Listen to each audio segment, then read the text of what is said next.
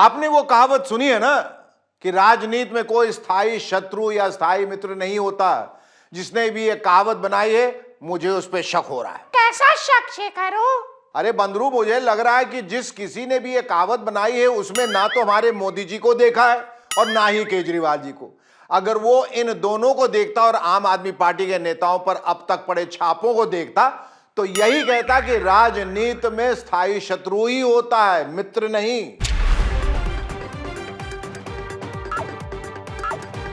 हमने कुछ गलत नहीं किया, इसलिए हम डरते भी नहीं हैं। और अब दूध का दूध पानी का पानी होगा, ऐसा हमें विश्वास है। दिल्ली में दो सरकारें, सेंटर की सरकार और राज्य की सरकार।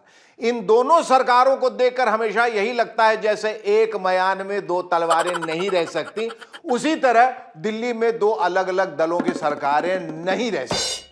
दिल्ली में जब से आम आदमी पार्टी की सरकार बनी है तब से सेंटर के साथ उसकी तकरार ही तकरार चल रही है। कभी इस बात पे तकरार, कभी उस बात पे तकरार। कई बार तो मुझे लगता है कि दिल्ली में सरकार नहीं तकरार है। अब क्या हो गया शेखू? अब होने को तो वही हुआ है जो बहुत पहले से हो रहा है बंदरू, छापा हुआ, छापा। अब तुम कहोगे कि इसमें कौन सी नई बात है? हैं? तो नई बात है बंदरू, नई बात है। नई बात यह है कि इस बार छापा दिल्ली के उप मुख्यमंत्री मनीष सिसोदिया जी पर पड़ गया है। पहले किस्सा तो बताओ यार। हाँ बताता हूं। किस्सा कुछ यूं है कि दिल्ली के चीफ सेक्रेटरी ने एलजी साहब से कहा कि दिल्ली सरकार की नई लिकर पॉलिसी में घपला हुआ, करोड़ों का घपला। जिसके बाद एलजी साहब ने सीबीआई जांच की सिफारिश कर दी और सीबीआई ने एफआईआर दर्ज भी कर दी, जिसमें सिसोदिया जी को आरोपी नंबर 1 बनाया गया है। इसी सिलसिले में यह छापा पड़ा है।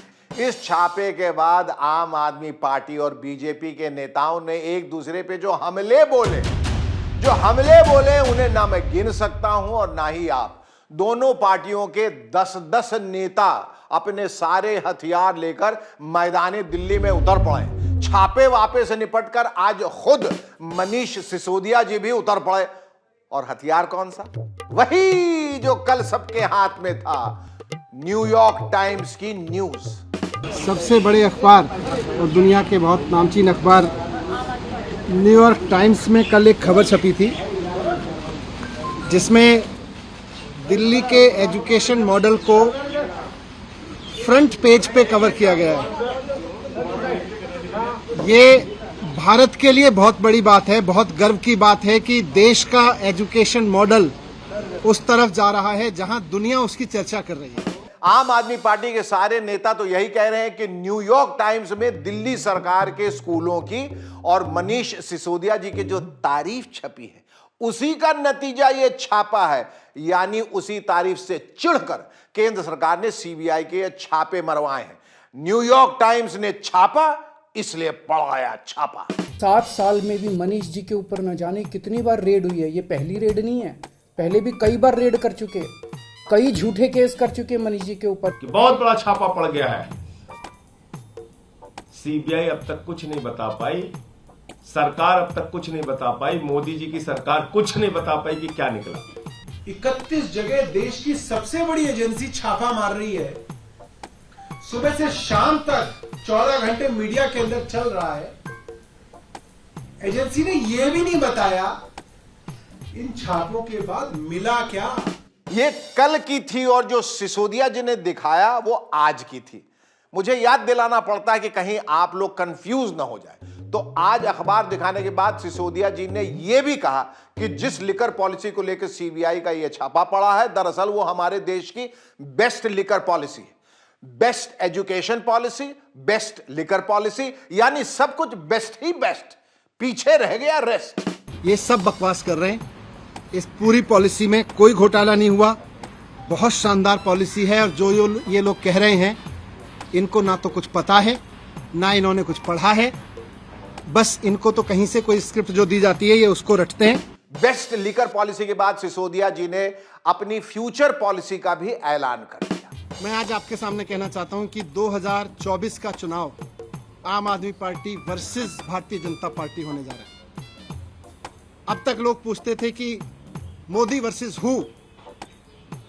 अब पूरे देश में माहौल बन रहा है कि मोदी जी नहीं चाहिए, अरविंद केजरीवाल जी को एक मौका देना है। एक मौका अरविंद केजरीवाल जी को देना है। अब ये बात पूरे देश से गूंजने लगी है। ये तो हुई आपकी पॉलिसीज, यानी आप पार्टी की पॉलिसीज। अब आपको बीजेपी की पॉलिसी यानी बीजेपी के हमले दिखाता हूं। बीजेपी की तरफ से सबसे ज्यादा हमले बोल रहे हैं देश के गद्दारों वाले फेमस अनुराग ठाकुर साहब। ठाकुर साहब ने कल बहुत बढ़िया वर्ड प्ले किया था, एक्साइज एक्सक्यूज। आपके पहले मंत्री सत्येंद्र जैन जब जेल गए भ्रष्टाचार में, आपने तब भी उनको बर्खास्त नहीं किया। वो कहते हैं उनकी याददाश्त चली गई। आशा करता हूं एक्साइज मंत्री एक्सक्यूज मंत्री तो बन गए हैं, कहीं उनकी भी याददाश्त ना चली जाए। वैसे सच्ची सच्ची बताऊं, कोई भी हमला दिखाने से पहले मुझे भी 10 बार सोचना पड़ता है कि यह हमला कल वाला तो नहीं है, या ये हमला 2 घंटे पहले वाला तो नहीं है, जैसे केंद्रीय मंत्री अनुराग ठाकुर वाला ये हमला। और मनीष जी ने तो, मनीष सिसोदिया ने अब अपने नाम के स्पेलिंग भी शायद चेंज कर लिए हैं। अब इनका अगला आ गया है MONEY, मनी। ठाकुर साहब आए तो ठाकुर साहब की हेल्प करने को जय वीरू भी आए। 8,100 करोड़ के रेवेन्यू को किसको दिया आपने? शराब माफियाओं को बांट करके, इससे कहीं और जाकर के आप कोई और काम किए हैं क्या? ये हमारा सवाल है। जो पुरानी शराब पॉलिसी थी उसमें रिहायशी इलाकों में शराब की दुकानें खोलना बिल्कुल मना था, लेकिन इन्होंने कानून की धज्जियां उड़ा के जबरदस्ती इस नई पॉलिसी को लाए और ऐसी जगह शराब के ठेके खोले जो कॉलोनी के पास थे। ये तो हुए फर्स्ट पार्टी और सेकंड पार्टी के हमले। अब बात करते हैं थर्ड पार्टी के हमलों की।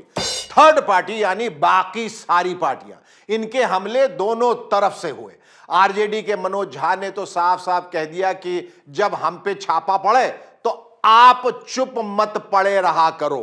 आम आदमी पार्टी को भी यह तय करना होगा कि जब विपक्ष के दूसरे नेताओं पर जब छापे पड़ते हों तब आप भी बोलना सीखिए। आज तो हम बोल रहे हैं ना आपके लिए, लेकिन जब दूसरों पे होता है तो आप चुप्पी साध लेते हैं।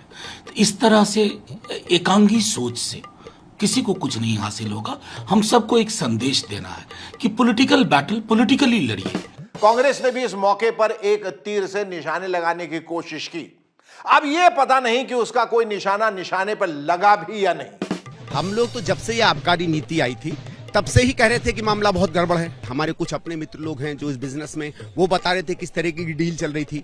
कोई 800 करोड़ की बात कर रहा था, कोई 2000 करोड़ की बात कर रहा था। और जिस तरह की नीति हमें बताई जा रही थी कि शराब वाले उनको समझा रहे हैं, बिल्कुल वही नीति निकल कर आई। तो इस तरह दिल्ली में बीजेपी और आम आदमी पार्टी के बीच लिकर पॉलिसी को लेकर ब्लेम गेम चल रहा है। इस गेम में कभी कभार कोई बॉल बेंच पर बैठे दूसरी पार्टी के नेताओं की तरफ आ जाती है तो वो बेचारे भी एक आध किक मार लेते हैं, लेकिन असली गेम तो है आप और बीजेपी के बीच ही।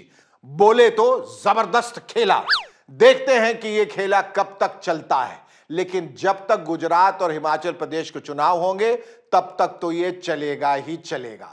और जब तक ये चलेगा, पोल खोलने के लिए अपन इधर ही रहेगा और अपना बंदरू भी इधर ही रहेगा। जैसे ही घड़ी का काटा दोपहर 2:30 पे आए, बबीता जी का दिल सास बहू साजिश के लिए मचल जाए। और ये है इनकी बहू, पूरे दिन ऑफिस की टेंशन हो जाए गॉन जब ये करें अपना फेवरेट शो फ्री टाइम पे ऑन। इनकी तरह आप भी देखिए अपना फेवरेट शो अपने टाइम पर और डाउनलोड कीजिए ABP लाइव ऐप अपने स्मार्ट टीवी पर।